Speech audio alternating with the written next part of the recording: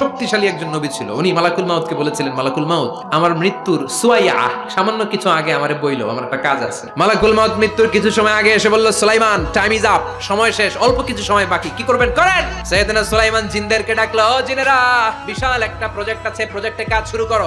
আর কিছু জিনকে বলল, চারদিকে গ্লাস ফিটিং করা একটা রুম বানাও। সাইয়েদনা সুলাইমান আলাইহিস সালাম গ্লাস ফিটিং করা রুমের ভেতরে ঢুকলেন। এই রুমে ঢুকার দরজা নাই, হাতে একটা লাঠি নিলেন। কি নিলেন? লাঠির মধ্যে ভর করে দাঁড়িয়ে রইলেন আর জিনদের দিকে তাকিয়ে রইলেন। জিনেরা এত বদমাশ ছিল, সাইয়েদনা সুলাইমান দাঁড়িয়ে না থাকলে কাজ করতো না, দাঁড়ায় না থাকলে আজও লোকজন কাজ করতে চায় না, ঠিক কি না? মালিক দাঁড়ায় থাকলে ঠিকই কাজ হয়ে যায়। সুলাইমান আলাইহিস সালাম লাঠির মধ্যে ভর দিয়ে দাঁড়িয়ে রইলেন আর বললেন, কাজ করো। জিনেরাও কাজ শুরু করলো।